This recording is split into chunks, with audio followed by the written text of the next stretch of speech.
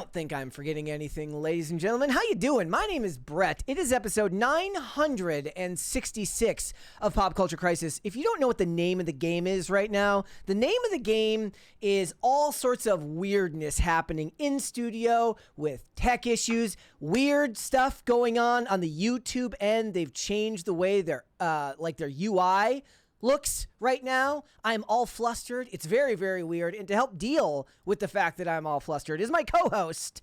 Would you introduce yourself, please? Hi, crisis actors. It's Mary. Yeah, the tech certainly has been kicking our ass recently. And I know I am a great moral support to just kind of sit on the sidelines and cheer Brett on. I mean, since we're remote now, I can't throw things at him like I normally do, so I'm trying to be more supportive and positive lately. How's it going? It's so weird. So basically, it's hard to explain unless you're on YouTube, but basically, like, where I always have to have the YouTube like UI half screen because next to it would have been OBS. And I don't need to do that right now. I don't have that going on right now because I have OBS in front of me with our video program that we use to do this podcast. So I've got that on that window. And over here, normally it would crunch everything down so that I can see the whole of the screen. But instead, it's made it so that it's like completely widescreen next to the chat. It's very, very weird. That's how I felt about the recent UI redesign on Instagram, where they just literally changed the entire taskbar and like put DMs in the center of the screen, and then there's a whole new tab for Reels, and then another tab for the Explore page, and the home page is obviously unusable. So I just got really bored of the app. Beyond that, I just also hadn't hit live. Not even kidding you. We're good now. It's not going to matter. Nobody's going to watch this version of it because we're going to repost it later. But it's all weird. Like, it's throwing me off. I can't show you right now, but it's just the way I can see our images on screen now is so weird that it's throwing me off. So I'm going to have to just ignore it and pretend that it's not even there. Just That's going to be my way of doing it. That everything is okay. Yeah. Well, I feel like what it's doing is it wants me to take things full screen, which I don't actually want to do because I don't want to have to use this monitor to use up all my space on this one of my two monitors. So it's all very weird, guys. It's all sorts of weird inside baseball that I am sure most of you don't even really care about. And you know what? That's okay. It's not. You don't have to care. It's not your job to care. Exactly. It's not your job to care. No, it's fine. Don't worry about it. We do want to take you along on this journey talking about pop culture today. So before we get started, would you please hit the like button on this video and subscribe to the channel if you are new here and you have not subscribed here yet already. Please and thank you. We are pre-recorded today as we look to work out all of the kinks, all of the forks in the road that seem to have come my way. I do think I figured out one of the last ones here right at the end. So I am hoping that we are off to a good start. We're going to make the best of it what we can. And we got a bunch of stuff to get into today. So number one, of course, being that Taylor Swift has been trolled by 4chan, or at least that's what they're positing in this Rolling Stone article, because I saw something in this article that said that there were people on the right that held her up as some type of Aryan, Taylor Swift, the Aryan princess. Did you not hear about that? Yeah, these people you didn't know about that? These people live in an alternate reality from me. So we're going to talk about that. Also, actor Timothee Chalamet, you might know him from Dune, but he's got a new movie coming out called Marty Supreme. And with that, he's, of course, doing interviews. He's all over the place. He's kind of an interesting figure in pop culture because he's a grab bag of different personalities. Sometimes you're seeing him at college football games. Sometimes you're seeing him on these variety shows. But he's basically saying he's on like a generational run now with all of his movies and all of his acting. He kind of strikes the ultimate balance between being a total bro and being an indie artsy boy. He's not built. He's not built like a bro. He's built like an indie boy. Yeah, but mentally he's quite a bro. If you ever listen to his interviews, he comes off very bro-y. Well, if you wonder what side of it got him one of the Kardashians, it was that side. It wasn't the indie art bro. yeah, exactly. His taste in women says everything about who he is on the inside. You're probably right. So we've got that. We're also going to talk about Gen Z. For some reason, they are idealizing like millennial culture. They're very jealous of what us millennials have. While we were making the thumbnails for this segment, I said none of these photos that you showed me of supposed millennials represents my worldview, my life experience, but we're gonna get into it. I think that they're what's the meme? It's you're homesick for a world that doesn't exist anymore. Yeah, or maybe that never existed. That's certainly how I feel. I know I do harbor a lot of envy for the millennial generation, and we'll get into the reasons why. Yep, we got that. We got a bunch of other stuff. We are going to get a full show in today. So if you're ready, Mary, we can go. Are you ready? Let's go. Let's go for it then. Amanda Seyfried is not effing apologizing for what she said about Charlie Kirk following his assassination in September. This should surprise no one. And this weirdly came from an interview in the magazine Who, What, Where, which is a fashion publication.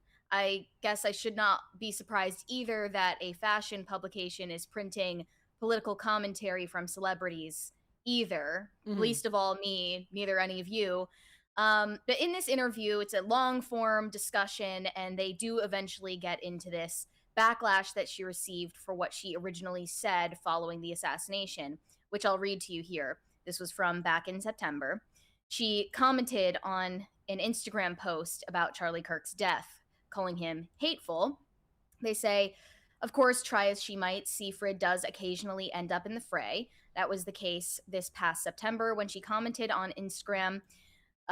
This was the full post at the time. I can get angry about misogyny and racist rhetoric, and also very much agree that Charlie Kirk's murder was absolutely disturbing and deplorable in every way imaginable. Then, for a brief moment after leaving the comment, she wondered if she should delete it, but decided against it. Then the backlash began. Seyfried was flooded with texts from concerned friends and lost sleep worrying that she and her family were in an unsafe position because of one Instagram comment. Yeah, that's probably what Charlie Kirk's life was like every day. Yeah.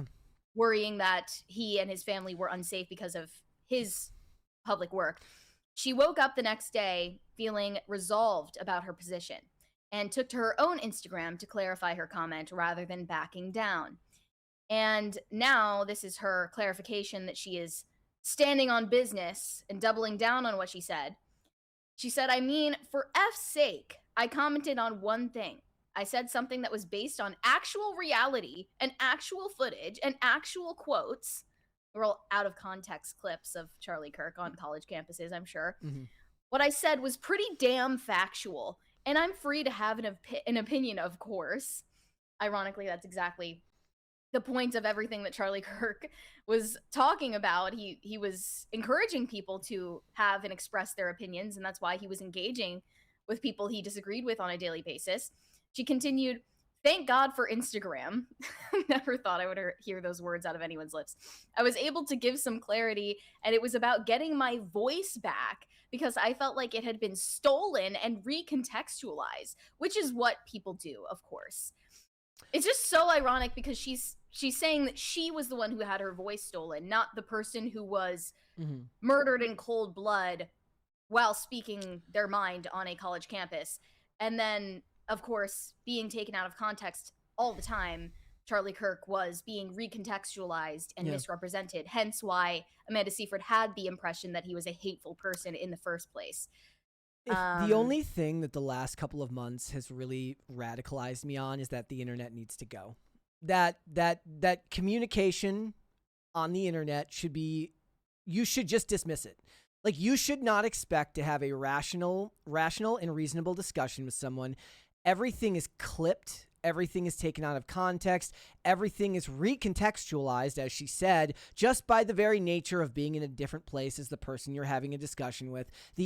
Everybody's known for a long time that the inability to look at someone's body language or their tonality when they speak causes people to lose the important parts of what they're saying. But that's not even what we're talking about now. We're talking about people reading, and sometimes I honestly think it's just poor reading comprehension. I know I struggle with that sometimes. I have to reread everything like 30 times when I'm doing it. But if we're just talking about video clips, it's not worth it anymore. It's not. I can't. I've been so radicalized with the idea. And it's been this way for me for a long time, where I'm not going to argue with you on the internet, because me and you have talked before about the idea of you're already predicting what their counterpoint or how they're going to misunderstand what you're saying before you even say it. That's not a reasonable way to live or have any type of interaction with the person. All this has done is just kind of made it obvious to people how bad it is.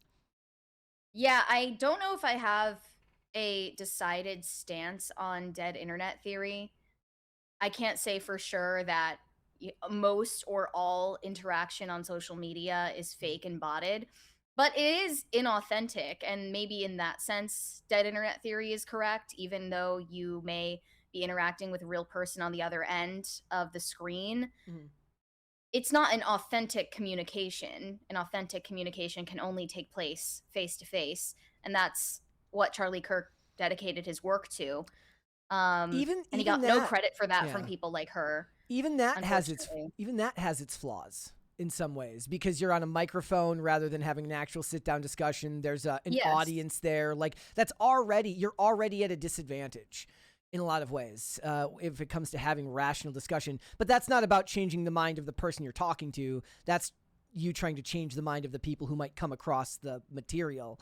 I'm just very, very and I'm annoyed with the celebrities like her who have done something that I consider to be pretty impressive. They've built a life outside of this bubble, and they willingly engage in it when it's to their own detriment.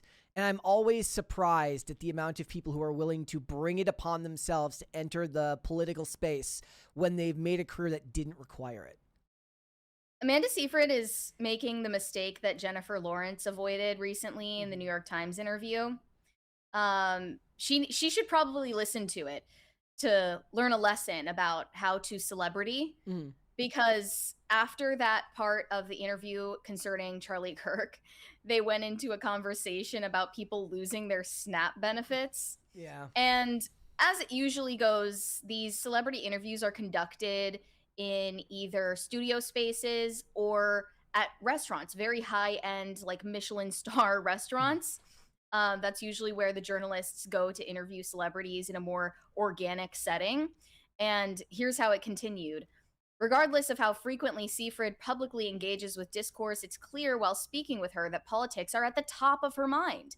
It comes up mere minutes after I turn on my recorder, and I can't blame her. The day we met, millions of Americans were on the verge of losing their SNAP benefits because of the government shutdown. There's a strong cognitive dissonance between that reality and our position tucked at the back of Le Crocodile, a chic Brooklyn restaurant. Gosh. It's always hard to see people who are tricky and harmful have success. Like our gorgeous president, the best possible example of that, she says sarcastically. It's so weird to sit in a civilized restaurant. People are serving us food. You can't unpack it too much or else you'll go effing insane. Like, how is the world still spinning? It seems ridiculous at times because people are marching the streets, and I'm not one of them, at least not today. I have to remember that I have nothing to apologize for unless I'm harming someone emotionally, physically, or mentally. It's getting so dark that I feel like I've got to just keep my head on and make sure that I get the train on time and promote my movies.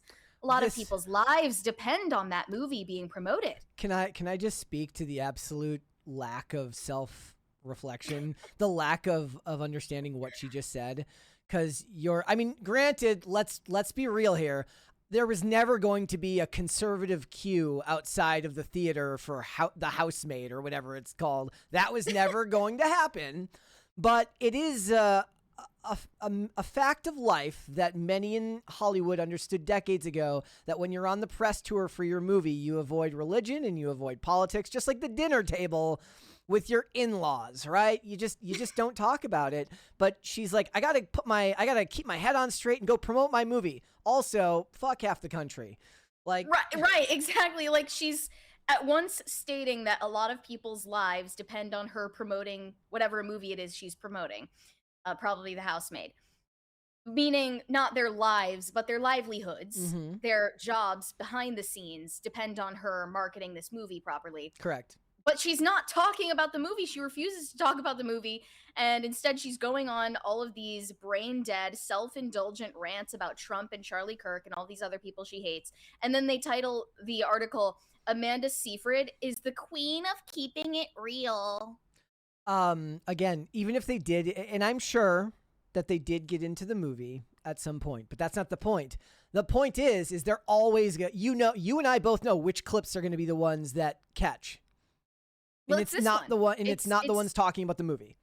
It's this one excerpt from the interview that's getting the most attention, maybe all of the attention. No one is talking about the movie. They're just talking about the disgusting things that you've said about Charlie Kirk. And she should regret them, and maybe she will eventually.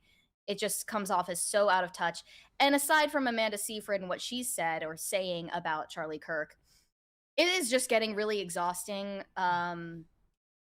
I mean, at once, I found it disturbing how quickly people seemed to forget about Charlie Kirk's life and death on social media.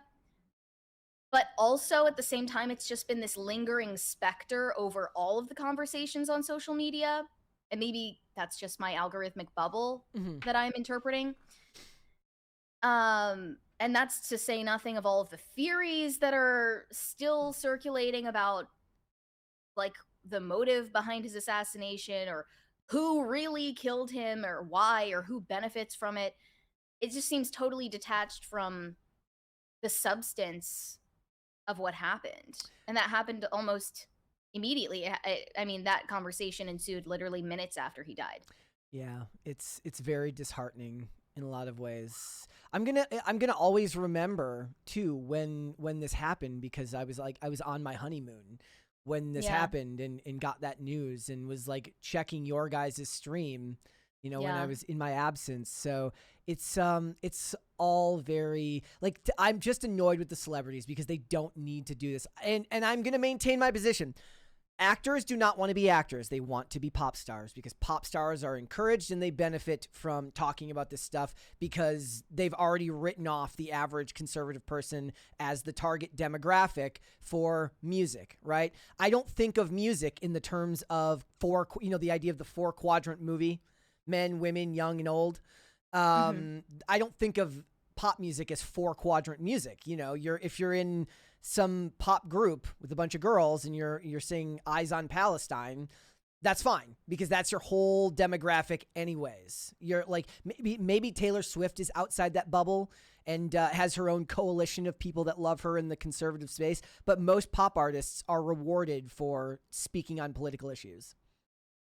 I would say maybe they're not outright rewarded, but it's less risky for them because the barrier to entry for consuming their content is so much lower. Yeah. It's like the barrier to entry to streaming someone's new album is much lower than paying for movie tickets online, selecting your seat, actually driving to the movie theater and getting there on time and getting the concessions and sitting down and staying and watching the movie. Like that's more of an investment of your time and money compared to just streaming someone's music. So I think maybe they just aren't penalized as much for pissing people off when they talk about politics compared to actors. But yeah, I think that Amanda Seyfried should probably take a page out of Jennifer Lawrence's playbook here. All right, let's find out why we need to let villains just be villains. Yeah, I am sure that you are familiar with this frustrating trend in Hollywood where they simply refuse to present you with a story of good and evil battling against each other. And the most recent example of this is a newly announced project from Netflix, which is going to be released in 2026, a reimagined version of the Cinderella story, which, by the way, is public domain because they're not drawing upon the Disney version of it. It's called Steps. And it is going to be focused on Cinderella's evil stepsisters, who are actually depicted in this film as kind and misunderstood. Wait, was it starring all Cinderella's Ali fault? Wong? and Stephanie Zhu as the stepsisters. Okay. So not only did they reimagine the stepsisters as kind and misunderstood, but they also race swapped them to be Asian in the movie because there's this weird trend where voice actors and voice actresses need their animated counterparts to look exactly the way they do in real life. Yeah, that was never needed. That was like to me that was the height of woke. Like Apu was the height of woke when they canceled Apu from The Simpsons, right? That was more about the accent and the stereotypes. This is just no. It was also that the actor in general. It was also because the actor didn't look like him. Well, yes, of course, yeah. Who's the other? I the other mean, one, like this is- Cleveland or the guy from Bob's Burgers or whatever it was. That was the other one that was really big at the time. But this is totally divorced from like, any arguments about harmful stereotypes. Mm-hmm. It's literally just that these voice actors, voice actresses are so narcissistic and self-obsessed that they need to feel represented by the character they play in an animated movie. Hence why suddenly Cinderella and her stepsisters, or maybe just her stepsisters, are Asian now in this Netflix version of the story. And people were just almost universally annoyed at just another example of villains not being allowed to be villains. Yeah. I saw a bunch of replies here about villains getting redemption arcs, getting glow ups, and it's also, you can see in the photo that they posted as a first look that the stepsister in question is not ugly. Yeah, not fat and ugly. Yep. Yeah, and originally, at least in the Disney version of the story, the stepsisters are ugly and they're envious of Cinderella's beauty, but it's not just supposed to communicate that because they're ugly on the outside that they must be ugly on the inside. They're like, look, if we couldn't do it with Gal Gadot, we can't do it with them.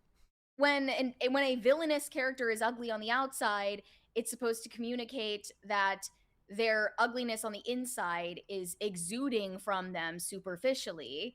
Yeah. But I guess that concept is lost on people now. Well, also there has also been a whole discussion around the idea, the intersectional discussion about the idea of making ugly characters the bad guys because they think that it's prejudice and hateful to make ugly characters the bad guys because it signals something. Yeah, but it signaled something true. Yep. Is the weird thing. And another example of this was a recent comment from Amy Madigan, who played Aunt Gladys in Weapons, this horror movie that came out a couple of months ago. I didn't watch Weapons, but I heard great things about it. Essentially, the premise is that Aunt Gladys is a witch. I'm sorry if I'm spoiling it for anybody, but she's using spells to kidnap a bunch of children in this town and then uses them as her own like private military eventually. And she's abusing them, and she is just a classic evil witch. There is no ambiguity about this character. But Amy Madigan is reflecting here on why Aunt Gladys seemed to resonate so deeply with audiences. Those specific audiences, by the way, are the gay and drag communities, because Aunt Gladys was a very popular Halloween costume for drag queens. Okay. She said, people actually like Aunt Gladys. They kind of want to hang out with her. I'm very happy and grateful that the gay community and the drag community have really accepted Gladys. The people that I've talked to have said, we're the other, we're the outsider, and we're not supposed to fit in. And Gladys does in a weird way. And now they have really helped her spread her magic around. Yeah. Yeah. She's a witch that abuses children. Why would you feel that you identify with that character? There must be something deeply spiritually wrong with you. It's kind of like if you can identify yourself in that character. It's kind of like how I kind of liked Agatha from Agatha All Along. She's the main character, but she's not a good person. She's not a good person. I'll also tell you, so I'm not inherently against this trope, as it's been around for a long time. It's obviously more prevalent in recent years.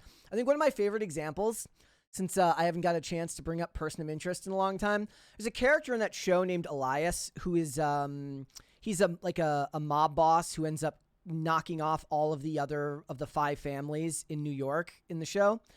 And in his second episode, in his second or third episode, basically in his first episode, he's under an assumed identity and he gets help from the main character, and then he's revealed as the bad guy at the end. But in like his third episode on the show, he locks John in a freezer truck with a baby and won't let him out until he gets the information that he wants. Basically saying like, you're either going to give me what I want or you're going to let this baby die. And they totally like, by like the next season, he goes to jail, not for that crime, for something else. And by like the second season, he's playing chess with one of the main characters and everyone's like, you know what? Kind of like this guy. I like the cut of his jib. Yeah, and everyone's like, I'm just going to pretend like he didn't lock a baby in a freezer truck and totally no, you could make the argument that he was never going to do it. Maybe if John hadn't broke, and I don't even remember what happened, if like they got out some other way or whatever it was, you could make the argument that he was never going to let that happen. But that's the implication, right? That he's ruthless. He'll let the baby die. And then by season 2, they're like, oh, I like his scenes. And that's mostly down to these types of bad guys. They only benefit if the actor is really, really charismatic or good at their job. Otherwise, it falls flat.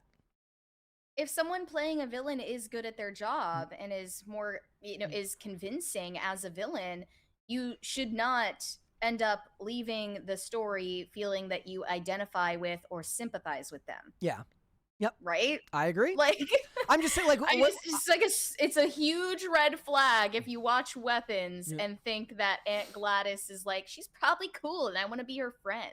Well, even in the show that I'm talking about, like they give deep backstory into how he ended up the way that he was, meaning that he was he grew up in the foster care system. He was abused. His father was part of the mob and never claimed him. He was an illegitimate child. So all he wanted to do was burn down the 5 families because of what his father did to him. So they immediately, within the first season, brought in like the tragic backstory. So they were going for that from the beginning, but that's not the point. The point is sometimes there should always be some villains who are just evil just cause. No, and Gladys, from my understanding of the story, does have a motivation for what she's doing that is self-serving and I guess makes sense from her perspective. Even though it's warped and she's totally crazy and evil in the way that she goes about it. But that doesn't mean that it's sympathetic. It just means that there's an explanation, not an excuse. And this is what people are so sick of. That we're tired of villains getting sob stories. We're tired of morally gray villains.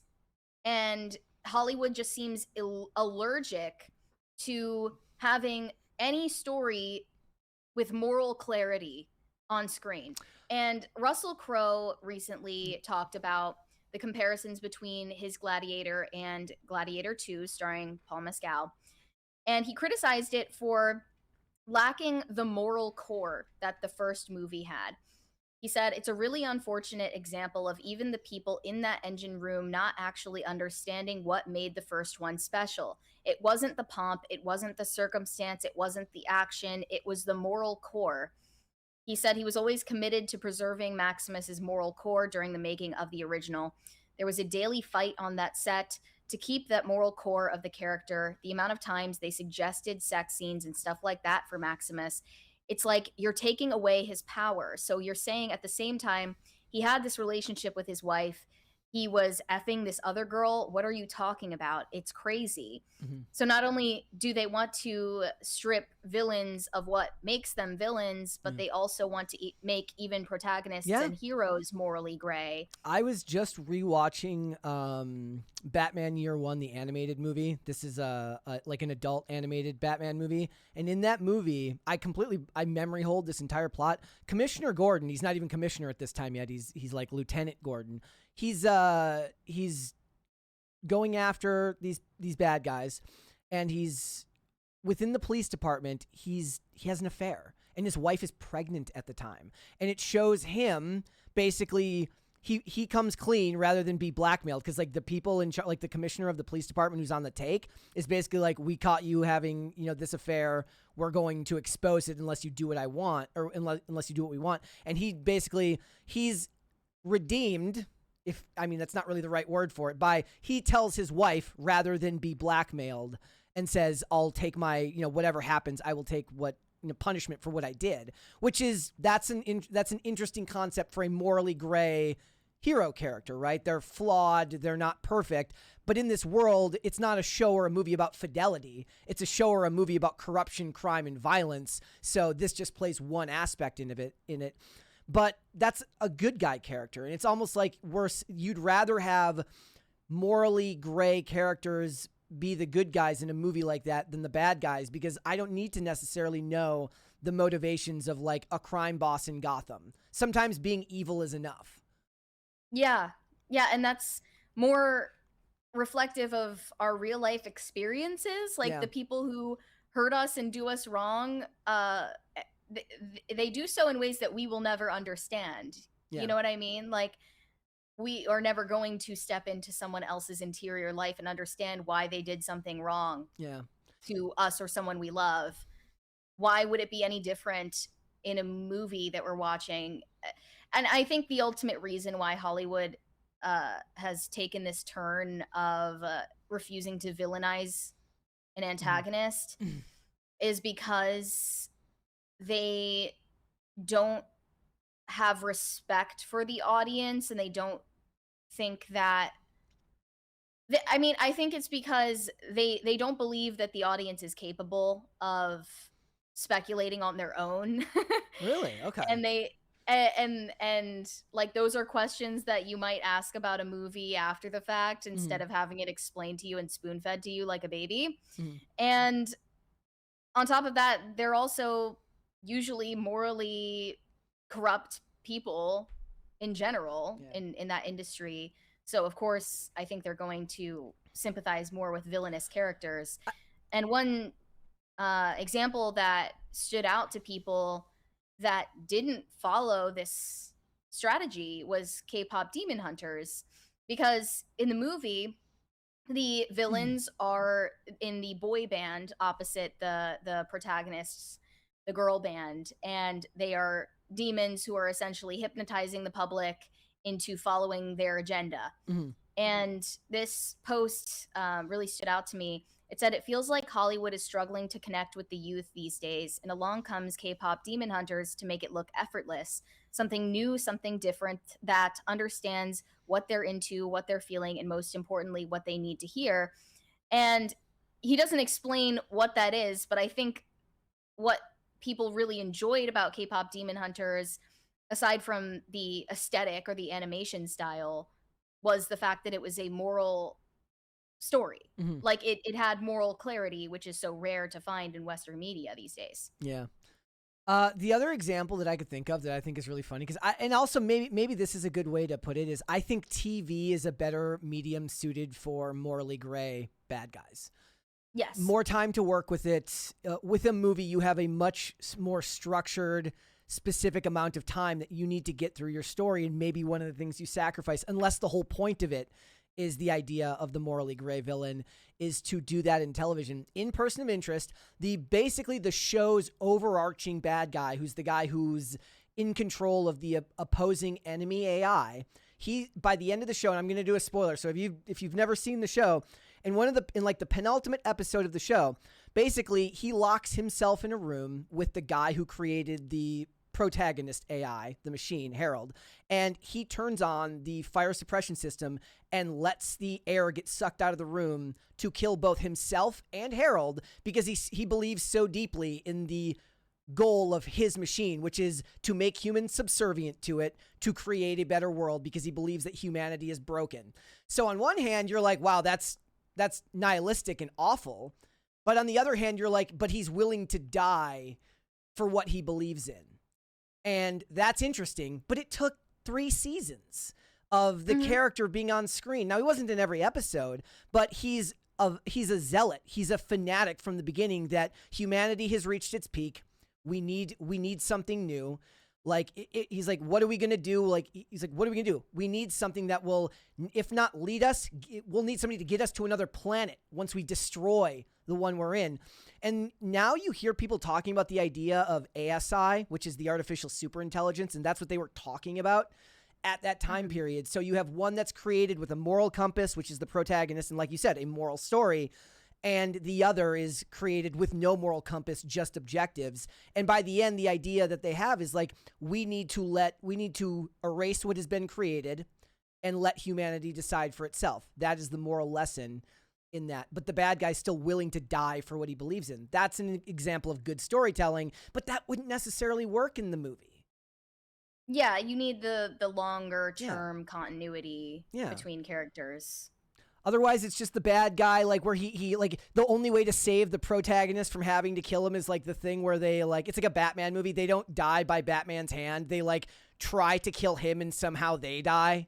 Like they get that's what it always is, right? They die at their own hand because of their own greed, their own anger, their own their vile view of the world. But yeah, I would prefer to see more mustache twirling villains on the big screen that are just evil.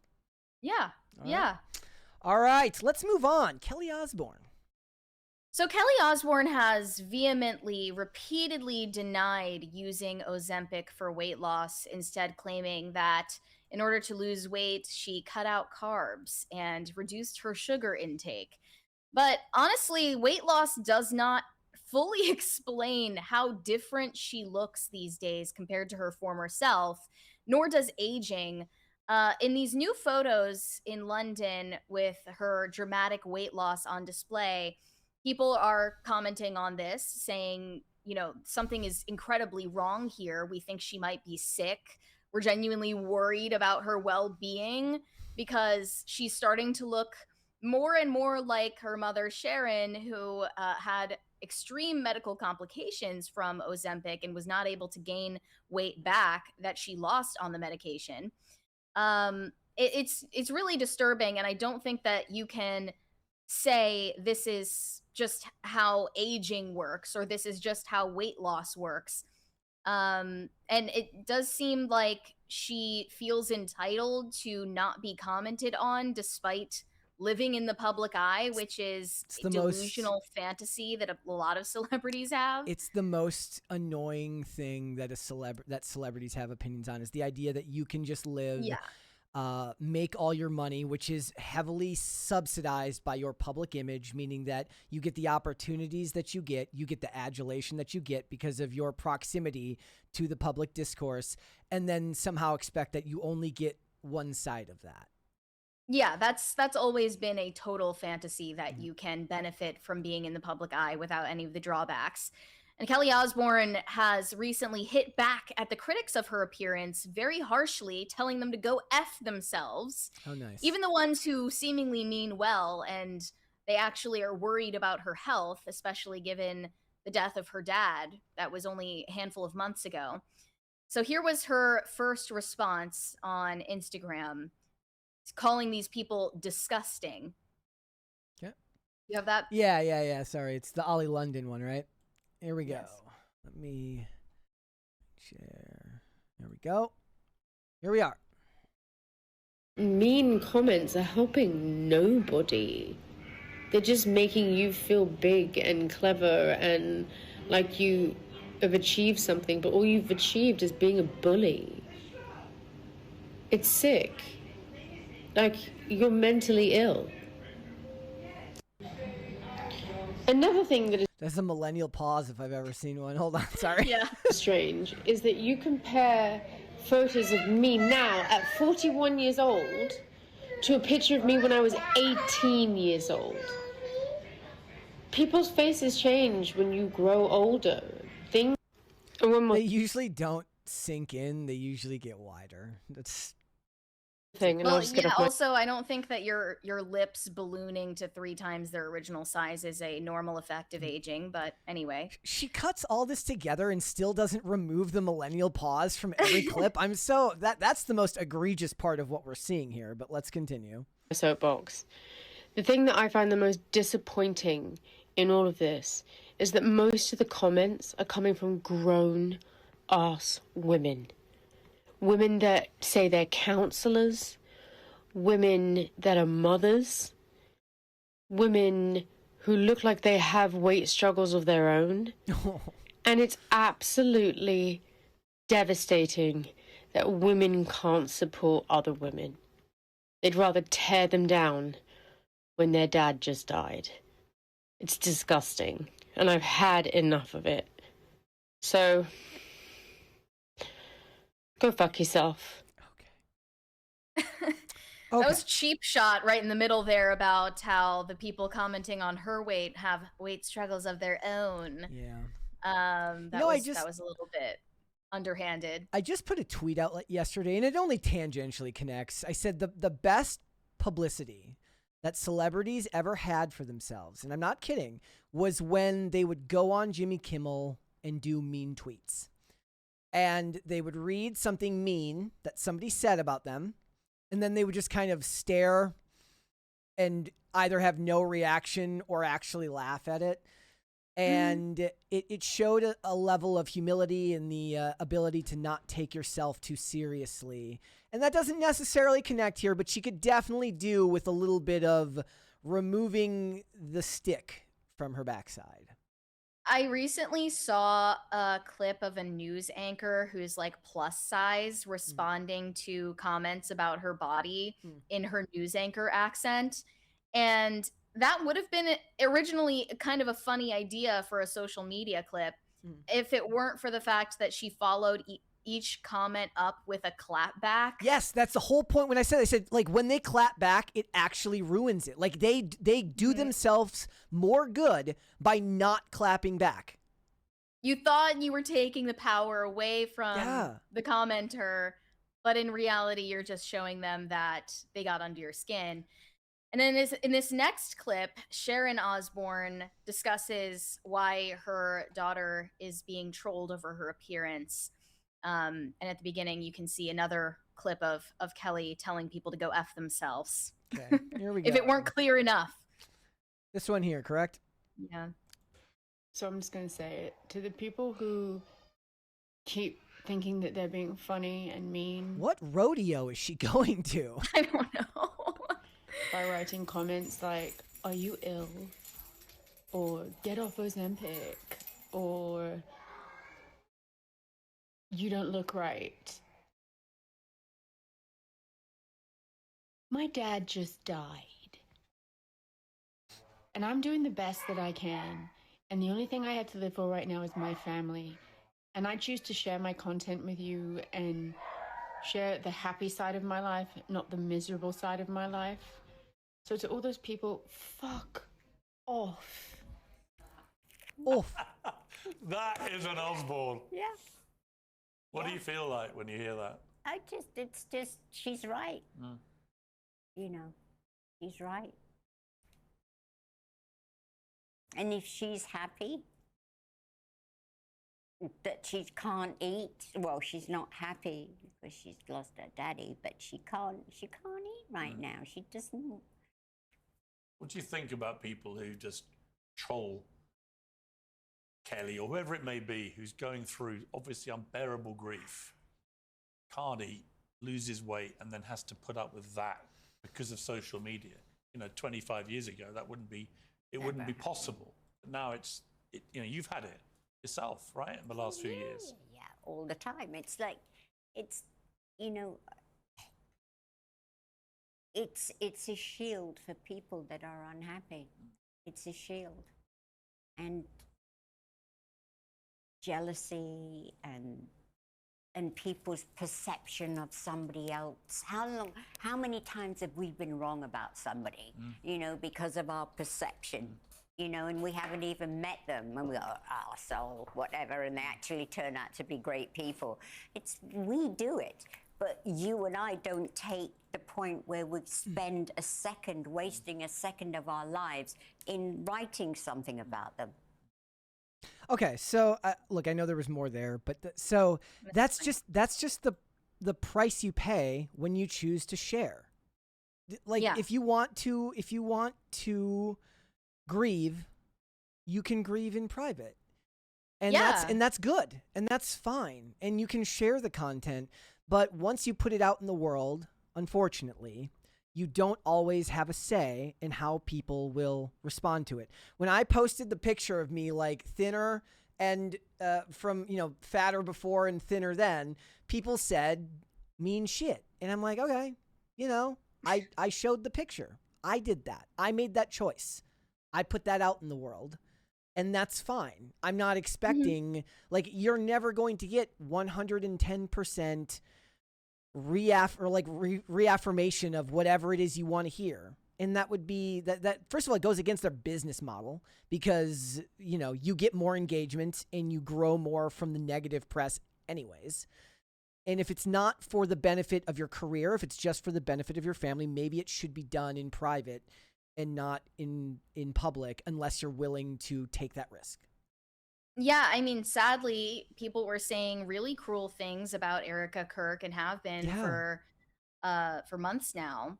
And at the same time, you have to acknowledge that, you know, this woman isn't just grieving her husband, she's also leading a worldwide political organization, which is worth hundreds of millions of dollars. So, yeah, she is going to be under intense scrutiny. And I think she understands that that's part of the job. And that was always part of the job of even just being married to Charlie Kirk, let alone taking the role that he had in his own organization.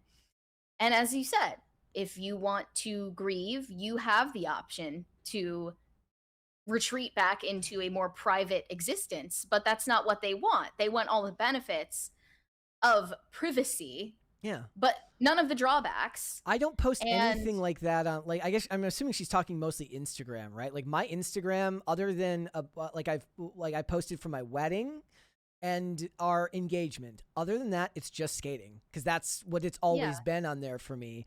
And the second you branch out and you start doing other things, you're going to receive some type of pushback from somebody. And if you don't like it, first of all, you can turn the comments off, but they never do because you lose your reach when you turn the comments off. It's just True. It's this utopian worldview that's just not realistic. It's very weird. Sorry about the siren. That's annoying. hilarious. See, they're on their way to agree with me. That's what they're doing. They're on whoever that is. They're like, Brett's right. That's the wambulance right That's- there. Oh, yes. That was the literal wambulance passing by. It could have as you been said that. your DoorDash order with a Whamburger and French fries. French fries. Yep. Yeah, not to be judgmental or anything. I can't sit here and dictate to somebody how they ought to grieve, but I'm just saying her dad died in July, Mhm. right? I don't think that becoming egregiously clinically underweight is and as she put it, not eating Mhm. is a healthy way to respond to grief. But if that is your situation, don't put it out there. You know, don't put yourself on display if you don't want people to comment or notice. It's just like someone looking super weird and being like, stop pointing out how weird I look. Yeah. And in fact, I don't look weird. I look totally normal. Like, that's delusional. Nobody looks like that from the effects of aging and weight loss alone. There are obviously other factors at play, but because there are Ozempic allegations on the table, I wanted to mention this recent comment from Kate Winslet on the prevalence of plastic surgery and also GLP-1s in Hollywood. She calls it devastating.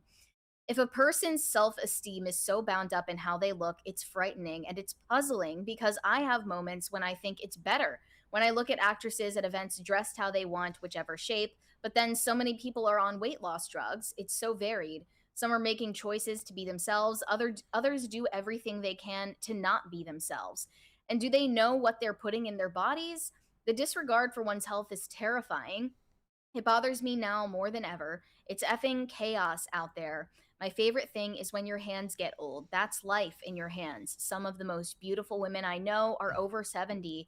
And what upsets me is that young women have no concept of what being beautiful actually is. You know what it is? It's literally what I've been saying for years. Kristi Noem in the face and Kristi Noem in the hands. There was also a picture recently of like Kris Jenner, and it showed her hands versus what her face looks like. And Yeah. they're gonna have to develop a surgery to do the hands as well, to like pull the skin There's on their hands. A weird uncanny valley Yep. vibe that you get from looking at these heavily worked on older celebrity women like Kris Jenner and others. Yep. And it's really sad. And a lot of people would be cynical about Kate Winslet's comment that, you know, some of the most beautiful women she knows are over 70. Mm. But I think she's referring to inner beauty Mm-hmm. and the fact that that can reflect on the outside. not just being in one's prime and being at one's peak of health and fertility. And even the young women that she's talking about who are drastically changing their appearances are not doing so to look younger. They're doing so to look like cyborgs. Yeah. So it's really not even about running away from the effects of aging or weight gain or whatever. They're all just trying to look like the same person. Yep. The same person that doesn't exist. All right. We don't have a cringe. We didn't send cringe. We don't have a cringe? We did not Oh my send gosh. cringe. We can like we're in pre-record, man. We can just go. We can do a if you got one, we can do it. Well, Was there anything in particular that you found particularly cringy? let me look here. Doesn't even need to be a video. Is there any stories you've seen that have been cringy? I am going to comment on the Supergirl trailer later. I'm going to make a separate video for that. There's some cringe in that I saw. I will admit that. Okay, you're gonna have to cut this out in post Okay. Wait, why? Why? because I'm scrolling. It's fine. We're not cutting this out in post. It's totally fine. People are gonna bear with us. In fact, I'm gonna do cute of the day while we wait. Are How you about cool that? with that? Yeah. Okay. Here we go. Okay, I'm gonna go. send you the cringe on Slack. Yep. This is from Cookie Don. If you're watching now on the replay, hopefully I remembered to do Premiere, which I forgot to do yesterday. And by the way, Cookie Don is like the #1 submitter of Cute of the Day, like all the time. He says, the day after I adopted, is it Mashak? It's very cute. I don't know. This is Aww, a very cute. that is a very cute cat. Aww, I love it. All right. I have no idea what that name is though. I sent you the cringe. I don't think you're gonna find it cringy because it's a Hallmark movie and you love Hallmark movies. Oh, so. I went a step further. I watched a Pure Flix movie. Oh, I watched a Pure. wow. I watched a. You're in your evangelical art. I am. I watched a Pure Flix mystery movie about a female podcast who solves a murder in her town. In the town, of course. She is a true crime Yes, podcaster and that solves a crime. And she moved back, of course, because they always move back. She moved back to her hometown that's supposedly in Texas, but looks eerily like, Canada. And I just realized recently that Twilight is kind of a Hallmark movie because she does, in fact, move back to her hometown. there you go. I'm telling you right now, it was, and even Olivia's like, seriously, bro, like, we gotta watch this. I'm like, look, this is, Good for you. I was like, this is wholesome, edifying content. I have no idea, because they are quoting Bible verses, because like the whole thing is based around Wow. clue. She leaves, she's solving a murder in this movie based on clues left by this woman that are in Bible verses that she leaves around town. That's kind of incredible. Yeah. I love that for you. It's it was something else. All right, here we go. If you two were coming to the Green Pine Grove Town Square Christmas Eve Festival of Lights Christmas Tree Decorating Contest finalist gala tonight. That was so many words. Bro, that was so many words that he Real. just like that dude's like his eyes were probably off camera looking at a freaking script of everything No, that he but just said. that's impressive. I'm telling you, man, I'm on to the Hallmark movies these days. I'm not even apologizing. I'll follow shortly after you. I think eventually I'll enter my Hallmark phase. I mean, I'm only watching like the mysteries that they make. I don't watch like the regular ones, but the mysteries, I'm like, you know what? No cursing, no like not really any violence, like all sorts of plot holes. It doesn't even bother me. Like I might get the Hallmark Channel or Great American Family. only do Great American Family because they're base. Yeah. And Hallmark is woke. Okay. All right, let's move on. So I don't know if you guys noticed, but during the rollout of The Life of a Showgirl, Taylor Swift's most recent album, there was a lot of online discourse about whether she might be a closeted trad wife or perhaps even a closeted Trump supporter or Nazi. And I think the crescendo effect of this was the opalite necklace that she put up on her merch store, which featured these lightning bolt symbols on the necklace. Yeah. And the comments were that it resembled the SS symbol worn by Nazis. And this was a secret Easter egg that she was sending to her fans to portray her, I guess, her Nazism, her closeted Nazism. Bold of her. Yeah, well, eventually she, or her team rather, decided to take that necklace down off of her website because of the backlash.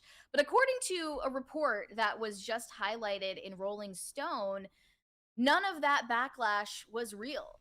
They say Taylor Swift's last album sparked bizarre accusations of Nazism. It was a coordinated attack.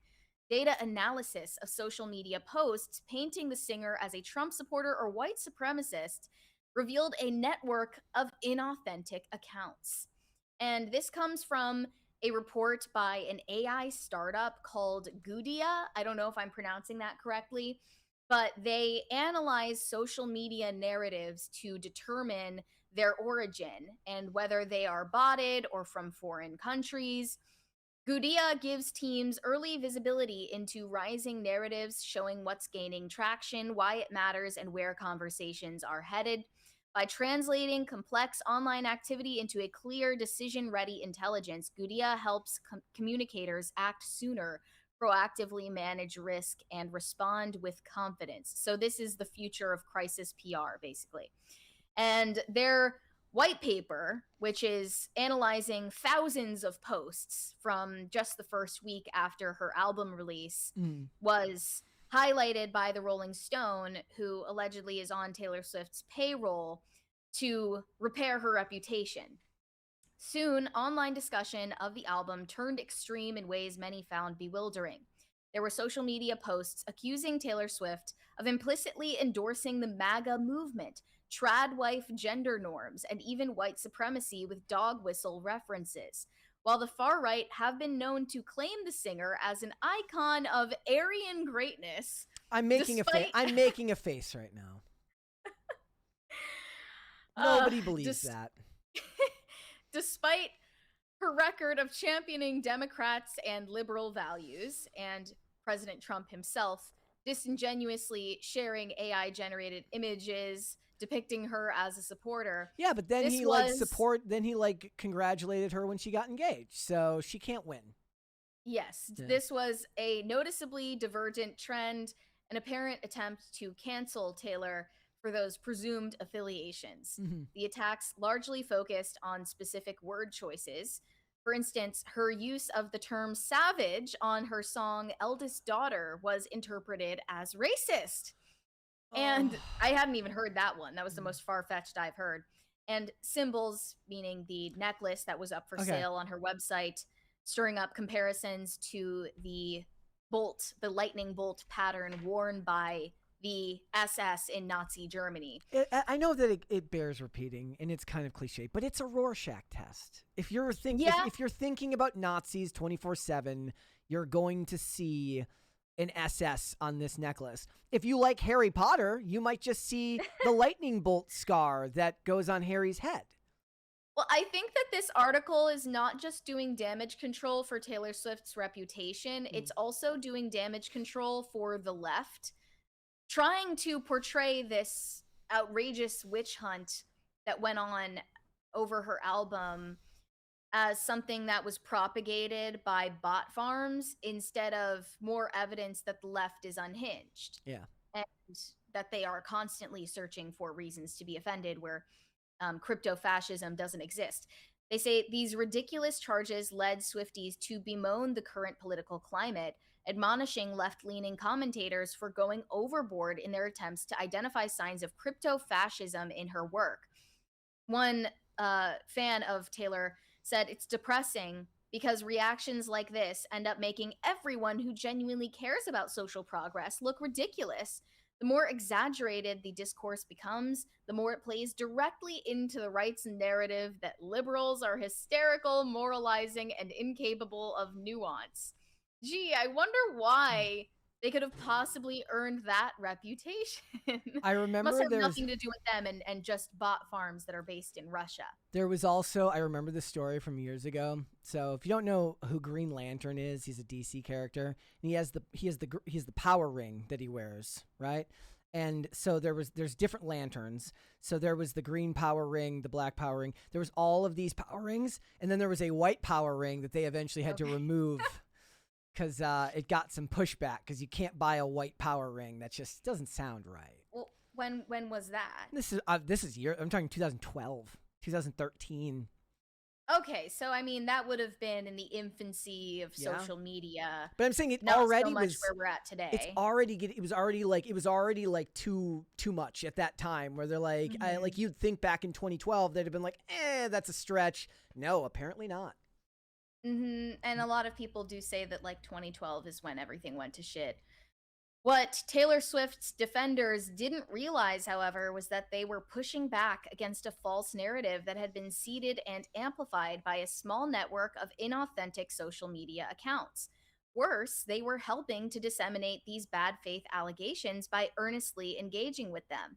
So basically, they were getting successfully rage baited by a complex network of inauthentic social media accounts, and nobody, not even the AI startup that investigated the matter, can find out who was controlling them. It's all so tiresome. According to new research from Gudia, a behavioral intelligence startup that tracks how such reputation damaging claims emerge and go viral on the internet.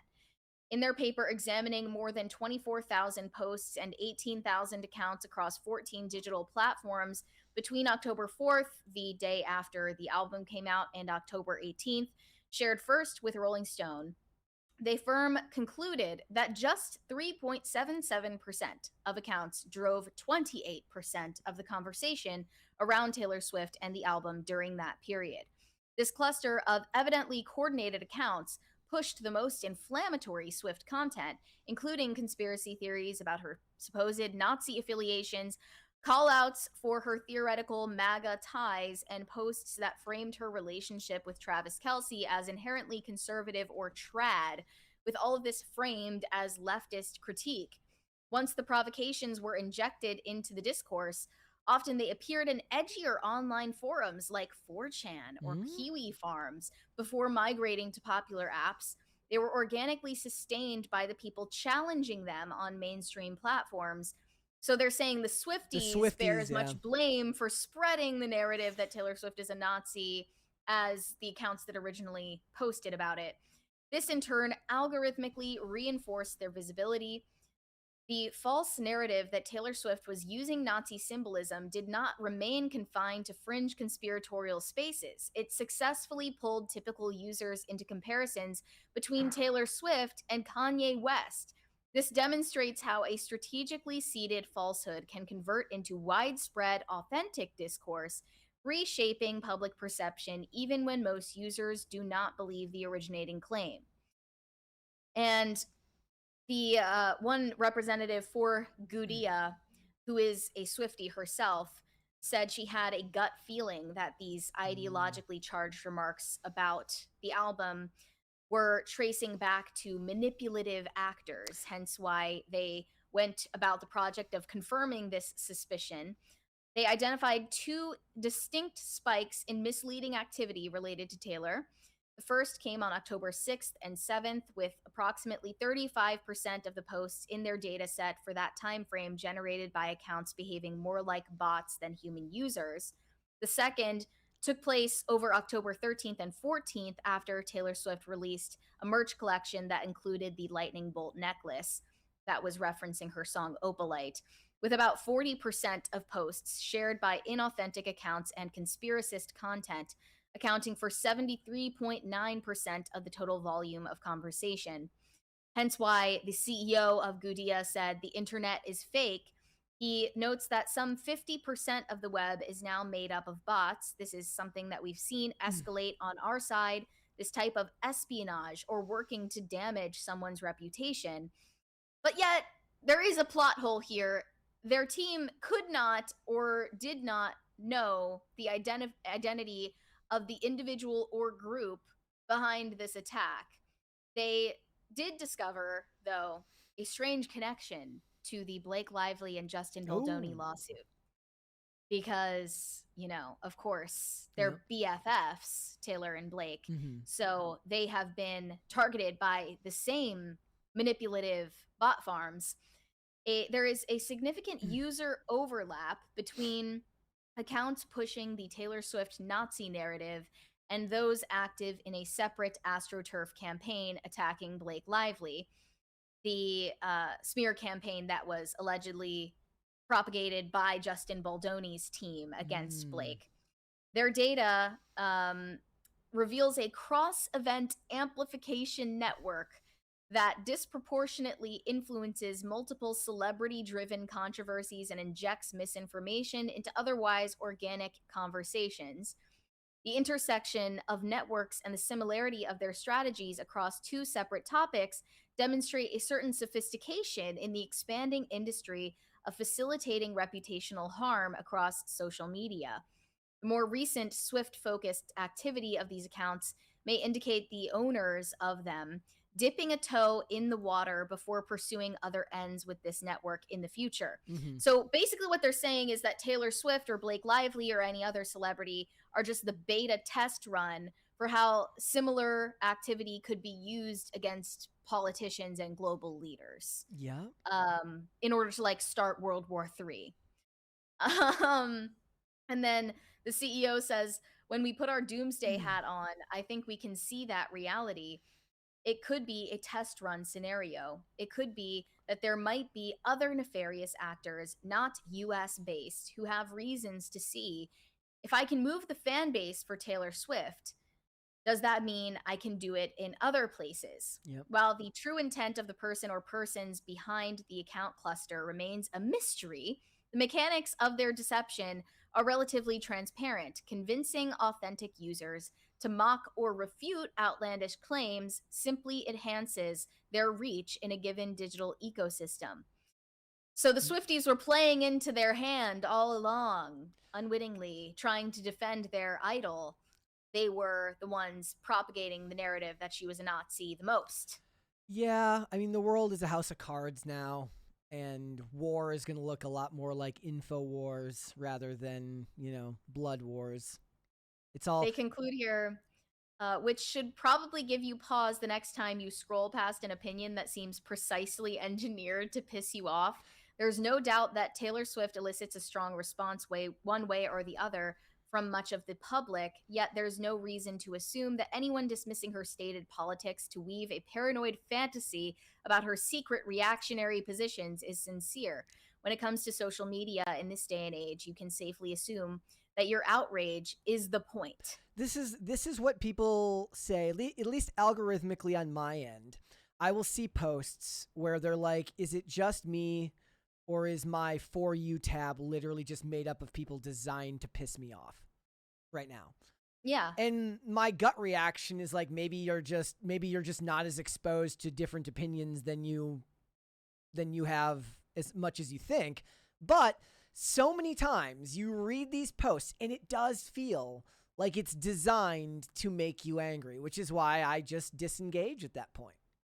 That's how I feel about a lot of these anti-Netflix posts that are conveniently showing up on my timeline recently from right-wing Twitter accounts. They're reposting years-old clips of Coco Melon that have gay stuff in it and saying that it's new when it's not. And everyone's just eating it up and not really questioning why they saw it in the first place because it was engineered to piss them off. Now, I will mention a lot of Swifties and non-Swifties alike saw this Rolling Stone report and were nonetheless still pissed off at Taylor for not denouncing Nazism and Trump and tradwifery, because they believe it's her moral duty to do so, even if the origin of those claims is inauthentic. They think it should be condemned on her own terms, not by the Rolling Stone. Yeah, I mean, one of those posts said, "Are you a rich white woman who's recently been called out for being awful? Just pay publications to claim it was a coordinated smear campaign, say everyone who doesn't like you is a bot, throw in accusations of misogyny, and boom, you're a victim and off the hook. And they mention here a lawsuit that Taylor Swift attempted back in 2017 against a blogger who was demanding her to denounce white supremacy. The ACLU denounced Taylor Swift's attempt to sue this blogger as a completely unsupported attempt to suppress constitutionally protected speech. Yeah. Good job, ACLU. And it's kind of an open secret in the first place that Taylor Swift has journalists on her payroll. There are multiple journalists who work at Rolling Stone who are avowed Swifties who have been in photos with her that constantly post praising her on their own personal social pages. And then they're the ones who are tasked with being the author of the official Rolling Stone album review for her work. Yeah. So, I mean, she clearly had some hand in the publishing of this piece. I mean, I think that all of these AI startups or you know, research institutes are totally fake, and like they're all like fake gay fronts for some other agenda in the first place. Like, it reminded me of the what is it? The Network Contagion Research Institute, which concluded some months back that Christ is King is anti-Semitic. Yep. Like, all of these NGOs and AI startups and research institutes, all of these institutions are trying to forward their own narrative in a way that is just as manipulative. Yeah, and as the one that they're paying exposing. Ridiculous sums of money to people that just, it doesn't seem real. Yeah, it's totally fake and gay. Yep. So, I mean, I'm not saying that I think Taylor Swift is a Nazi, obviously, but I mean, I think it's kind of ridiculous to pin the entire thing on a bot farm and they don't even know who was running it or why. Yep. Like, if you're the person responsible for researching it and you're getting paid millions of dollars to do so, I would expect a real conclusion to the story. All right, let's move on. We got more to get into. Yeah, so Timothee Chalamet is currently on the promotional tour for his awesome new movie about being a table tennis player. He's co-starring in Marty Supreme with Gwyneth Paltrow. And, you know, along the ride, doing all of these interviews, he is taking every opportunity to gas himself up and spread the news about his generational run as a Gen Z actor. And this is following up from his speech at, I believe, the Golden Globes earlier this year about greatness. He said that he's in pursuit of greatness, and he was praised, actually, for the message of this speech. I wanted to show that video before we get into the more recent comments here. All right, 1 sec here. Here we go. I know the classiest thing would be to downplay the effort that went into this role and how much this means to me, but the truth is this was 5.5 years of my life. I poured everything I had into playing this incomparable artist, Mr. Bob Dylan. He's already at a loss because Bob Dylan sucks. And I know we're in a subjective business, but the truth is I'm really in pursuit of greatness. I know people don't usually talk like that, but I want to be one of the greats. I'm inspired by the greats. I'm inspired by the greats here tonight. I'm as inspired by Daniel Day-Lewis, Marlon Brando, and Viola Davis as I am by Michael Jordan and Michael Phelps, and I want to be up there. So I'm deeply grateful to that. This doesn't signify that, but it's a little more fuel, it's a little more ammo to keep going. Thank you so much. Bro, he was born to be in a podcast. He was.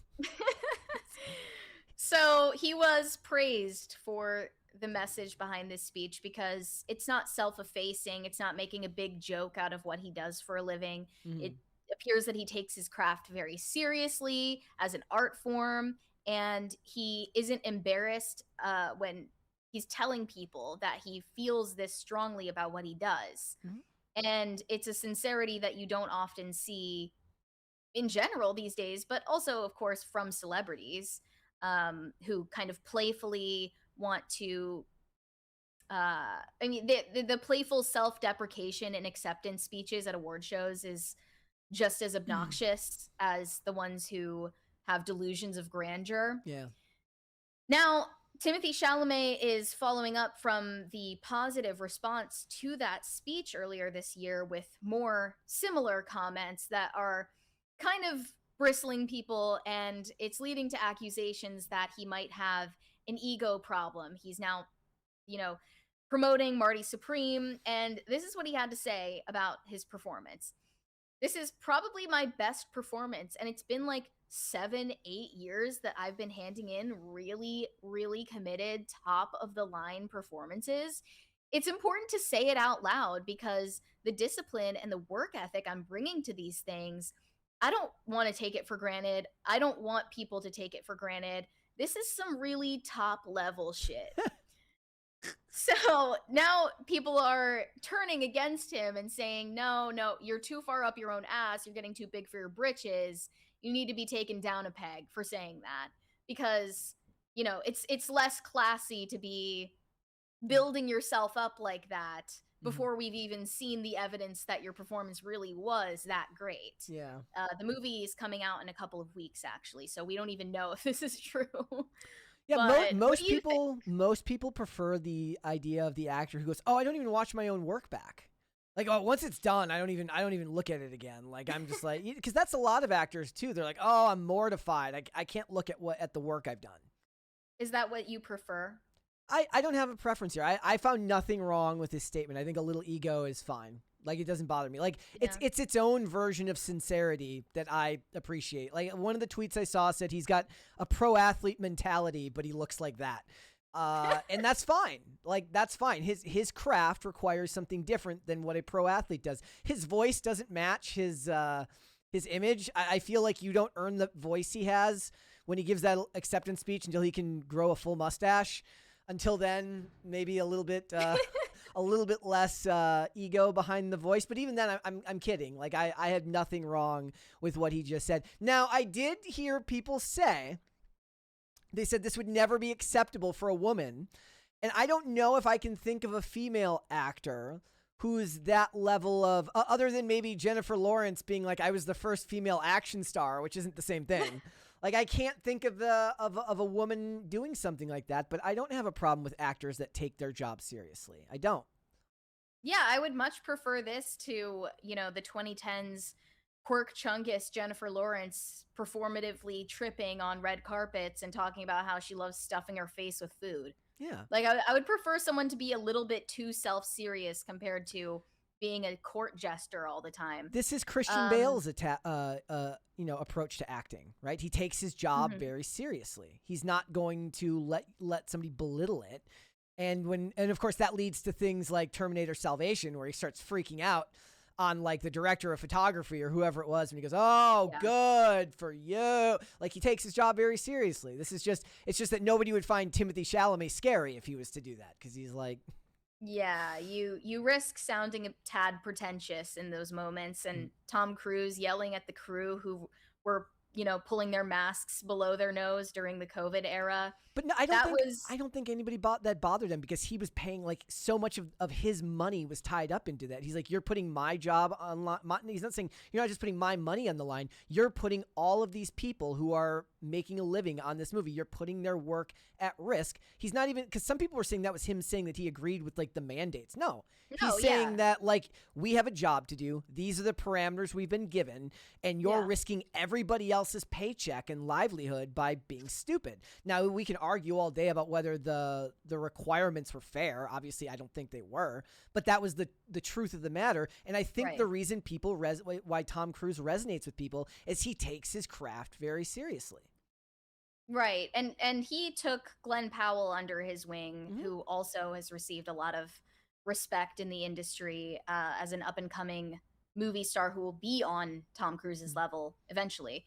But I wanted to also get into this comparison between actors and actresses and how they prepare for roles, because Timothée was talking about how he prepared for Marty Supreme by wearing contacts that purposefully messed up his vision so that he could wear truly effective prescription glasses in his performance as the character uses them for a real purpose. They're not just costume Does this fatigue you? Yes, it does. Possibly. It Is does. this crossing a line? It This is does. like this is where you cross the line between taking your craft seriously and being a pretentious a-hole. Yeah, yeah, it does. It's like it's acting. It's there's lengths you should go. I always appreciate actors that get in shape for their roles. Like I don't want to see an actor become a superhero and look like a fucking like a stick of butter. I want to see them look the part. Like a stick of butter. But for this is not the same thing. It would be like an actor having to like playing somebody with a broken arm, and they're like, you know what? Can you break my arm for real?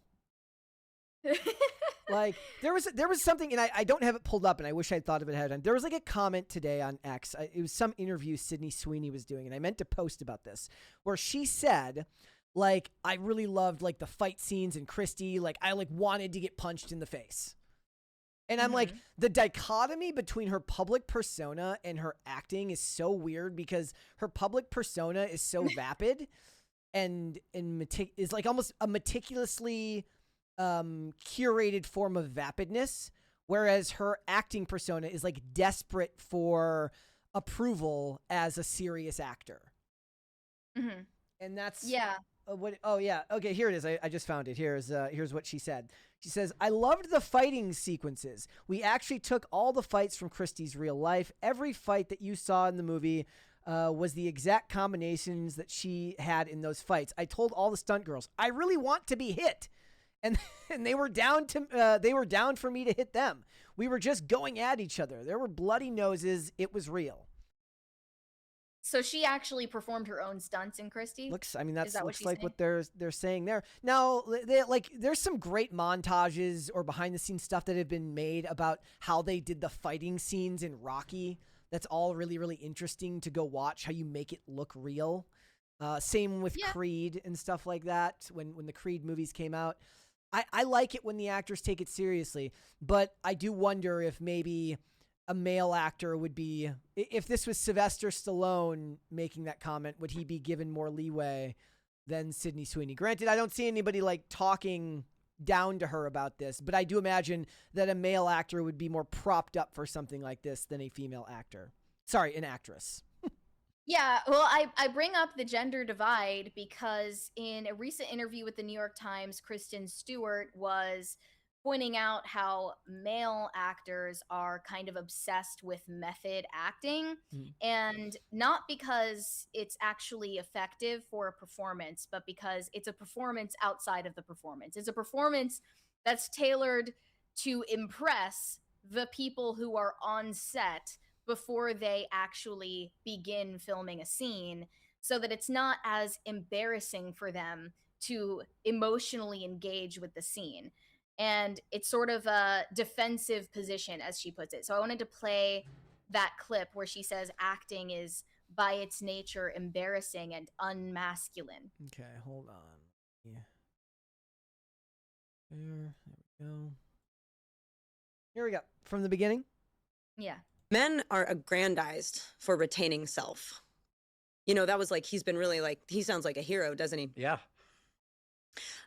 If a woman did that, it would be really, and I don't want to say this like black and white, like for sure, I know that there would be this difference, but I truly believe from a very insider's perspective that if you have to do 50 push-ups before you're close up, or if you refuse to sort of say a word a certain way, or if you can't sit down in an interview and not kind of like repossess and belittle every question, especially if asked by a woman, to you, the movie star. I mean, like Brando, I'm not coming for him. Incredible performer. There's a kind of like really common act that happens before the acting happens sometimes on set. Not only does it waste time, it draws attention, it siphons. And look, I get it, sort of if it makes everyone stand at attention and sort of. We should stop there. It looks like I want to see something here really quick. Let's go back. I'm just double checking here. Okay. I'm up? just double checking something here. 1 second. Okay. I was wondering if the screen share there is like causing us problems with our internet connection. Okay, yeah, we're good back up. I think the screen share was causing an issue there. So we're back. weird. We're back. So we got the main point of what she's saying. So they were talking about this clip of Marlon Brando playing Superman's father in 1978, and he refused to say Krypton in the movie. He said Krypton instead. And she thinks that this is an insistence on retaining oneself while acting. Like it's that it's like men a are silent, particularly. like it's a silent pushback against the tone, so that he can retain his own ego. Yeah, and she has this perception that men who are acting are particularly averse to surrendering emotionally to a scene. I and get it. really experiencing what the character is experiencing. Honestly, I get it. Like she's kind of broad brushing men, because I would say that the majority of the actors, they get off on the idea of disappearing inside the scene. And they are so far up their own ass about their profession and the way they can disappear into a character that they'll be completely fine with doing that. But there's definitely going to be those examples of actors that are like that. Yeah, and then later on she said, have you ever heard of a female actor that was method? Now, I'm annoyed that she just refuses to utter the word actress as some sort of point. But it's true. I actually cannot name one example of a woman who is a method actor, and it's probably because of just the inherent differences between men and women, where women will find it more easily to be vulnerable on camera and in other settings in their lives, and that male actors tend to temper the inherently vulnerable side of being a performer. But overall, I am just kind of annoyed at the recent discourse between actors patting themselves on the back. I just wanted to mention this real quick. Jacob Elordi was doing Variety Actors on Actors with Gwyneth Paltrow. And he said that it's bullshit and an effing lie to say that the worst day on a movie set is still better than the best day in the real world. Because according to Jacob Elordi, the worst day on a film set is still really demoralizing. Just refusing to acknowledge the level of privilege and esteem that you hold in society comes off as incredibly out of touch and elitist. Yeah, I mean, it is true that the worst day on a movie set is still better than the best day for most people in the real world. I think you can still go back to your trailer and get a massage and a facial and go to craft services and be treated like royalty, basically, because of your craft. I think he's also in such rarefied air in that industry where, look, it's an infinitesimal amount of performers that actually reach that level anyways, which just shows his level of disconnection in total. Meaning that the extras sit around all day, oftentimes uncomfortable. I remember Jeff Dye telling a story about some actress he was on a movie set with who complained about extras taking food off craft services because they weren't supposed to be allowed to do so per whatever the regulations were on the set. And that's who they are. And they're doing actors on actors. Let's be real. It's for variety. It's for their ilk. It's for their audience. It's absolutely if he was doing this on Kimmel or some Tonight Show one where theoretically he's speaking to the average everyday person, which is not even the average everyday person. It's just the average everyday boomer. If he was trying to speak to the average person, if he went to Comic-Con and did that, I'd be like, you have a ridiculous publicist who doesn't know how to do their job and tell you what to say and what not to say. But he's doing it for actors on actors. Normal people are never going to see that. All it does is give you and me an insight as to what they're actually like. Yeah, and we've pushed back quite enough on the idea that acting is easy and that it's just the same thing as playing pretend. It is hard. No. But it's not nearly as hard as what most people do for a living. Even when I do this, right? And I'm doing a pre-recorded video and I know exactly what I want to say ahead of time, right? You can become live is a little bit different because you just set it, forget it, and go, and whatever happens. But if you're doing pre-record, you want to hit certain points, you want to inflect in certain places, and then you add the dynamic of like a four walls, a three-dimensional scene where you have to move, hit marks, you have to be at a certain place at a certain time as you're talking. Like I'm infinitely impressed by walk and talks in any scene, like in a hospital where they're just walking down halls and having a conversation back and forth. I would never be able to do that. Now, it doesn't mean that their job is like the most difficult thing in the world. It means that it's a skill set. It's unique, but it's not digging ditches or plowing snow or, digging Even wells. selling insurance. Or selling insurance. It's not that. But I do think that you do your argument a disservice when you don't acknowledge that what they do takes skill. If it didn't, then all actors would be the same and there wouldn't be specific ones that stand out. Overall, if we're talking about the allegation of Timothee Chalamet's ego problem, I'll need more evidence before I conclude that he's an egomaniac. I think that he has a refreshing, sincere perspective. I think that's all confidence right there. Mm-hmm. All right, let's move on. There is a new Gen Z TikTok trend of romanticizing what it was like to be a 2010s millennial hipster, especially if they lived in a place like Williamsburg. And they are calling it the millennial optimism era, despite the fact that many millennials are responding to this trend, saying it does not resemble what their life was like at all in that era, and that they were far from optimistic and actually had quite a doomsday mentality.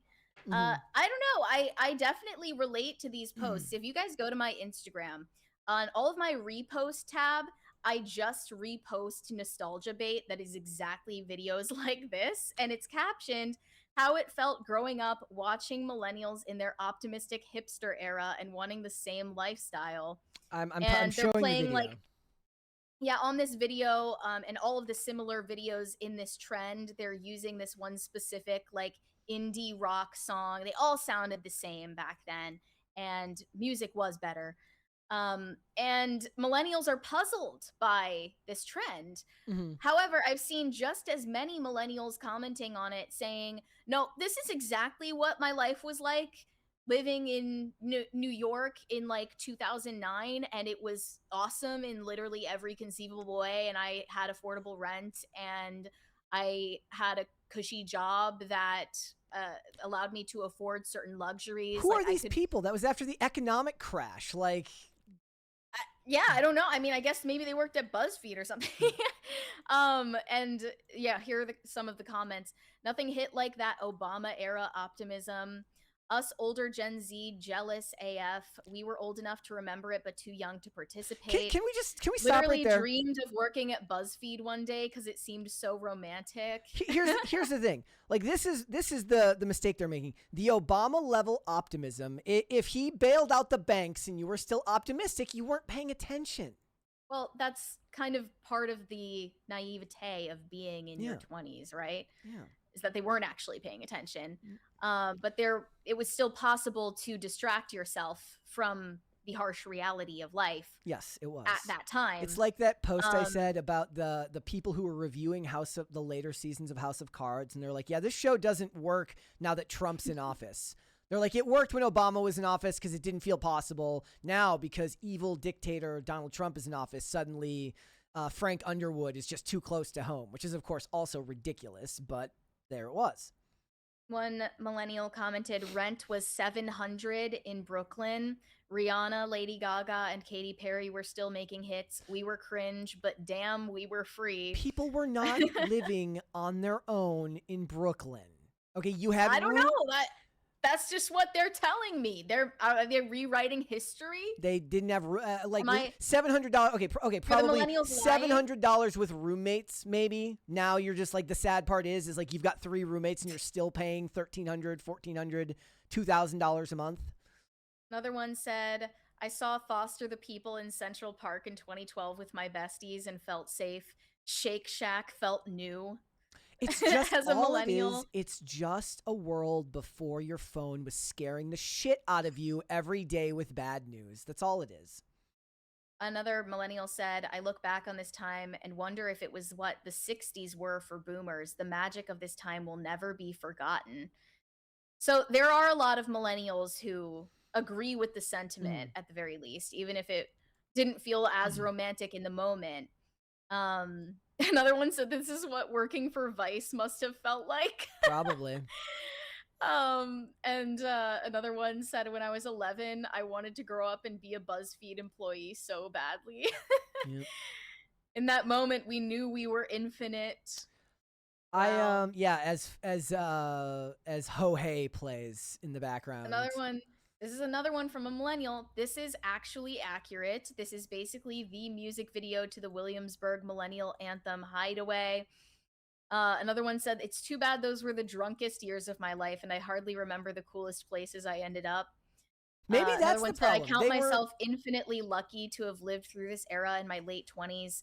Greedy landlords, developers, and corporate astroturfing ruined every single aspect of living in this city.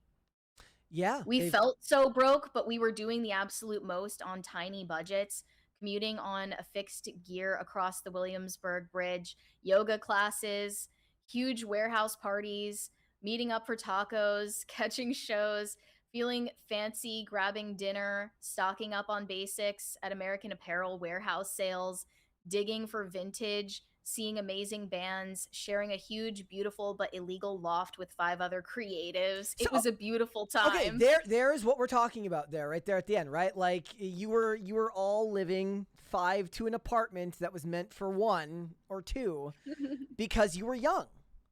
Mm-hmm. And the wages have not caught up with the rate of inflation. Private equity is awful and has ruined so much of society, 110%. But it's also true that we always look back more fondly at those times. And my experience as the resident millennial here is a little bit different, which is that for me, I didn't experience it this way. I just didn't. For me, I was skating full-time, working full-time. My focus was on one single thing with my friends, which was skating, making videos, traveling.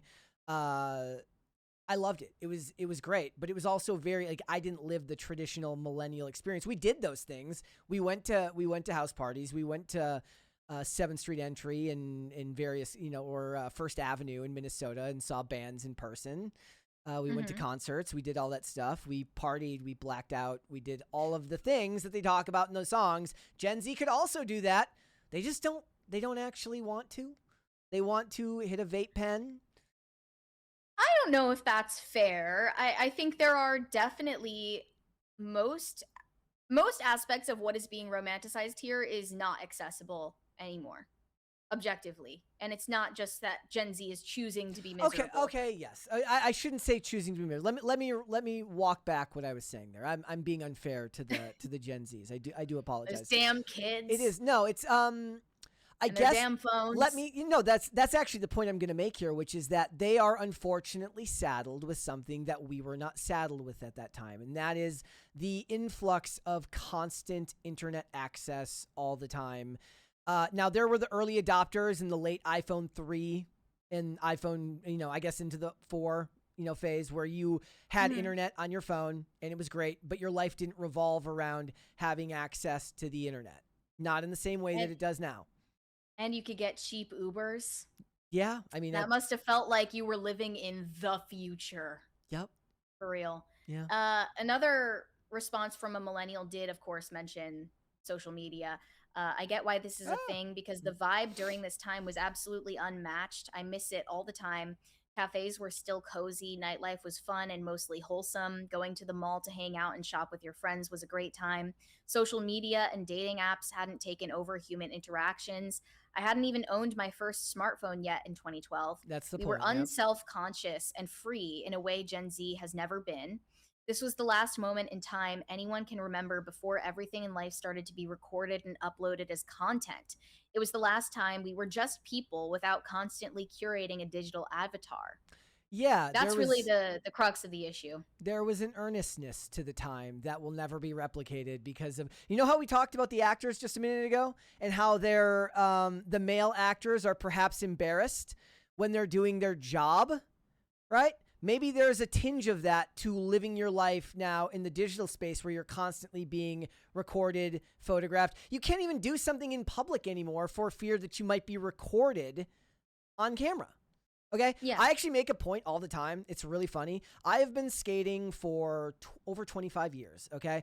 And it wasn't until the last couple, maybe the last 5 to 10, where literally now there's almost no such thing as skating. Because if you don't know what they mean by that, is going and doing tricks on railings, on ledges, grinds, jumping stair sets at buildings that you don't own, or it's inherently illegal. But it wasn't until recently that every single property was littered with security cameras and littered with people who would walk by and like try to record you while you're doing it, because we don't live in the world that we lived in before. It's a very different place now. Yeah, that's why I say I can't really place the blame on Gen Z for like choosing to live in a miserable way, because in a lot of ways there's no way that you can recapture that magic. I agree. And I think even the earnestness that they envy in the 2010s millennial hipster generation has been stripped away from those same millennials as they're entering their late 30s and early 40s. And now they look back on this era and totally deny the perks of living in that era as a young adult. They're then retroactively reinterpreting everything that happened, and they're talking about the Iraq War and the 2008 financial crash They and were the not thinking opioid about it. crisis and their student debt and blah, blah, blah. Like, they're going to just kind of rewrite history as if, no, everything was always bad forever. And it was never good, and we are fooling ourselves to think otherwise. Maybe there was a contingent. Things are actually worse now. Maybe there was a contingent of the population that were hyper political, that were focused on the Iraq War in the 2010s, but the majority of them, it was out of sight, out of mind. They weren't thinking about it. Unless you were me and you loved Boomer TV that celebrated the Iraq War. I love neoliberal television, don't get me wrong, but that's what it was, right? And again, I was part of a subculture, so I don't know what it was like for people who didn't have, like, what skating was for me is what it would have been for scene kids or people that were really into music and had that as their subculture. Now we've seen the degradation and the elimination of subcultures as it's all become an amorphous blob. So I don't know, like, there's really nothing there anymore, and I do feel bad for them in a way. I do. I am literally the Zoomer in question that is jealous all the time of millennials. Like, I wish all the time that I could have been born in, like, the early 90s at the very least. And I know that might sound ridiculous to somebody who was born in the early 90s, but, you know, you cannot discount how fast things changed. Like, there is a big noticeable difference between somebody who was like born in 1997 compared to 2004. You can tell absolutely. it's palpable, like the difference in conversational abilities. Even I think the power of the out of sight, out of mind did a lot too. Now it's considered a flaw. Now, if you're not up to date on whatever injustice is going on, you're a bad person. Whereas back then you weren't judged for not knowing or really caring what was going on in the Iraq War. Or Occupy was seemed bad, but you didn't really think about it because you had bigger fish to fry. You had to get to work in the morning, and you had to find a way to buy beer that night, and that's what you had to do. It almost feels like there's no winning, because some people are going to judge you for like not caring about what's going on the other side of the globe, and then other people are going to judge you and mock you for caring. Yep. And there are different factions of people who are going to make fun of you regardless, and that's why Gen Z is just like totally retreated into an armor of irony all the time and nihilism. Yeah, like you can't show you your look at face. the millennial optimism era. It's just a bunch of self-absorbed, consumerist young people who have no deeper values, no view of the future. They are not they're not concerned with anything except the present moment and themselves and their own personal happiness. But at least that outlook on life is generative in some way. Like, there is a positive outlook in that perspective. For Gen Z, it's literally just like, I hate myself and I don't want to exist and I hate humanity, and that like total nihilism has consumed Gen Z. And that's why I was pointing out the difference between why millennials are pro-choice compared to why Gen Z is pro-choice, I honestly think that if I could generalize here, millennials are pro-choice because it is essential to sexual liberation. Mhm. And I think that Gen Z is pro-choice because they literally wish that they were aborted, and they will openly say that Yeah. because they hate themselves and their own parents for even causing them to exist. I think So, for I mean, the I think, like, if there's any silver lining to this, it's just that Gen Z is at least able to recognize that millennials enjoyed not living under constant surveillance and even surveillance by themselves, like watching themselves in the moment. Yeah. Yeah, and I think for the millennials, yes, it was an exercise in self-indulgence and perhaps in narcissism and an inability to look towards the future, but it was part of growing up for them. Now, some of them never got out of that habit, and I would argue that movies and music at that time reinforced the idea, and I think they still do, that the only time that matters is now. The only thing that matters is your own personal gratification. So maybe, unfortunately, Yeah. the music industry could have gone on forever with that worldview if technology hadn't caught up in a way that made the next generation so nihilistic. Yeah. Like Kesha could still be Definitely. making music about, oh, well, life sucks, better get drunk and go party and try to avoid Dr. Luke. Like, I don't remember those lyrics. Yeah, those were from out of there. Kesha, but yeah. I think that maybe Gen Z could try, maybe not, like, it would be too much to ask Gen Z to leave the house without their phone, but maybe you could keep it in your pocket while you're hanging out with people. the funny thing is, maybe this is what's going to be. Small, itty bitty steps. Yeah. So in the Supergirl trailer, which I'm going to talk about probably after this show, she's literally the most. She's 23, which makes her. Would that make her Gen Z? Yeah. Okay. She's the most millennial coded character you've ever seen in your entire life. She drinks. She's a hot mess. She's living in a That's the self-destructive. Gen X writers, right? Like, that's James Gunn all over it. I mean, I don't know who wrote the movie, but James Gunn's fingerprints are all over it because he's the yeah. one who's in charge over there at the DCU. The tagline for the movie is literally "Truth, Justice, Whatever." Okay. It's literally, they should have just had Kesha play her and de-aged her. They could have done that. She could have Right. sang TikTok while hitting somebody with Superman. Like, it's Yeah. hilarious. So that's just, it is what it is. That is not relatable to the average Zoomer. No. All right. Look, we got through everything today. The stream worked good. I think I figured out one of these. So when we were doing the Kristen Stewart clip on our program here, while it was screen capturing, I literally I was watching our upload rate just die in real time. Okay. We're going to have to keep an eye on that in the future because I think that might have been a big part of it. It literally it dropped like a rock while that clip kept going. So I think that was a big part of Okay. it. But guys, thank you so much. We normally we'd be getting into super chats right now, but since we are pre-recorded, we are not going to get into super chats. Just a heads up, I still do not know what I'm going to be doing tomorrow. I think I might jump on, do an hour stream tomorrow, and then an hour stream on Saturday, so we can get some live content up for you guys and can interact a little bit with everybody. And Mary, because Mary's going to be gone tomorrow, and then on Monday, Alex is going to be helping me out here. I asked Phil, but he's going to be in Vegas, so blame him. They got IRL pre-recorded tomorrow, so I can't get Phil on here or Tate. It's like, bro, like Everyone's having fun playing poker Yeah. without Brett. so Mary, let everybody know where they can find you. Yes, you guys can send me validation on Instagram at Mary Archived, or you can send me hate on X. That is also Mary Archived. And help me get TikTok famous. That is also Mary Archived. Perfect. If you guys would like to follow me, I am on Instagram and X at Brett Dasovic on both of those platforms. This show is here normally 5 days a week, Monday through Friday, 3 p.m. Eastern Standard Time, which is, of course, noon Pacific. With all of the changes that have been going on right now, I really do appreciate you guys sticking with us, hanging out when we get these episodes up. We are hoping to get back to our regular streaming schedule very, very soon. Today's episode was a bit of a white pill when it comes to that. So we're looking forward to that. Yes. Remember, you can listen to the audio version of this podcast. I've been putting up tons of content on there, on Amazon Music, on Apple Podcasts, Pandora, and Spotify. And if you would like to follow us on social media, we are on Twix at popculture_show, Facebook at Pop Culture Crisis, Instagram at Pop Culture Crisis Pod. Guys, I'm hoping, guys, I will be back with another episode tomorrow and Saturday. Stay tuned to the channel. Thank you so much for watching. Later, guys. Bye.